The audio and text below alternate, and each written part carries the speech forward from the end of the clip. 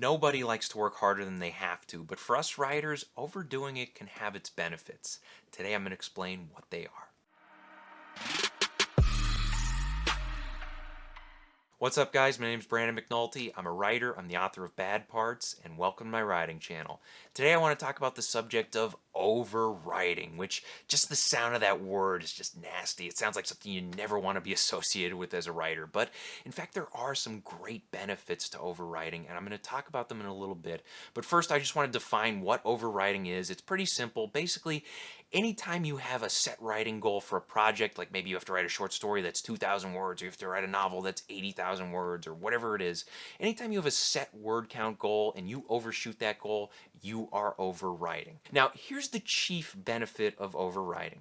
If you overwrite, what you're doing, instead of targeting a specific word count goal, what you're doing is that you are focusing more on letting the story grow and develop. You are focusing on generating a quality story that isn't, just kind of crammed into a specific box as far as the word count goes. For instance, let's say you find out about a short story contest with a word limit of 2,000 words. You cannot go above 2,000 words. You can approach the process of writing that story in two ways. You can say to yourself, okay, I'm going to shoot for that 2,000 words. That's my target. I'm going to sit down to write, and I'm not going to go over 2,000. And you can do that. Maybe you can get a good story out of it. I don't know. But you also run the risk of forcing yourself to end that story before it's ready to end. Instead of waiting for a landing strip, you just crash the plane just to get it in before that 2,000 word limit.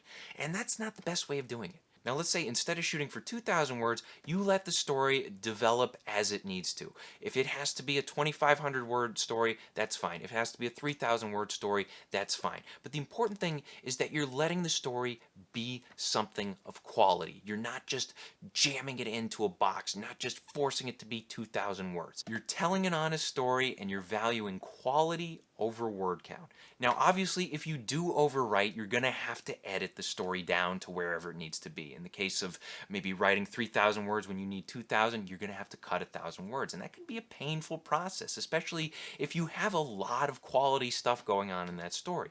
But eventually you're going to have to find certain scenes or actions or exchanges between characters that you can cut, that are just either not up to par or they're not relevant to the story or whatever it is. And this can be a frustrating process, especially if you have to throw out some good ideas.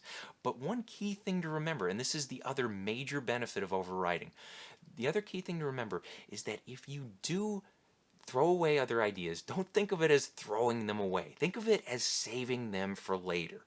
And this is something that can help you not just in the near future, not just maybe with your next writing project, but several years down the line. You might be working on a novel and you're writing a specific scene, and as you're writing in that scene, you might think back to something that you tossed out of a story years ago, and you might think, well, you know what?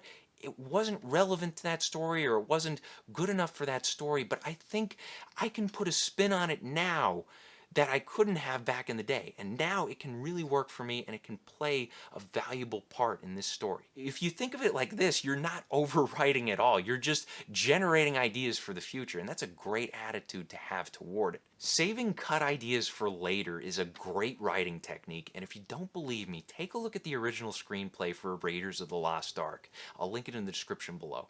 And Raiders, of course, is the original Indiana Jones movie. I talked about it a couple weeks ago on the channel, but in that original screenplay, there's a scene early on where Indy goes to this Shanghai museum and he infiltrates it, and he has to steal this artifact from the Nazis.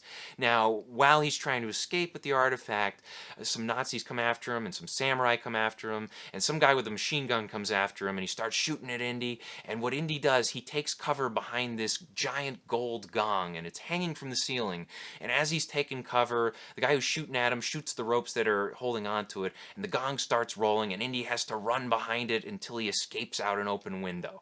Now, if this sounds familiar to you, it's probably because you've seen the second Indiana Jones movie, and in that movie there's a scene early on in Club Obi-Wan where Indy has to do that exact same action sequence. So I mean, this is just one example of a popular story that took a cut idea, because they had so many good ideas in the first movie, and they took that cut idea and they placed it into the second movie, and they made made it work and they made audiences enjoy it. So, I mean, keep this in mind whenever you find yourself overwriting or you find a story stretching longer than you think it needs to.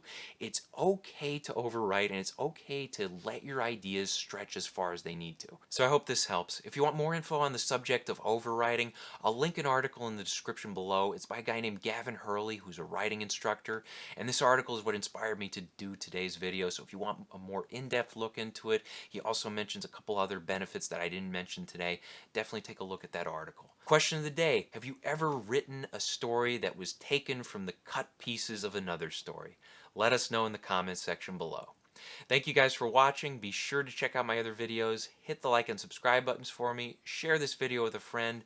Pick up a copy of Bad Parts if you haven't already. And as always, remember to keep on writing.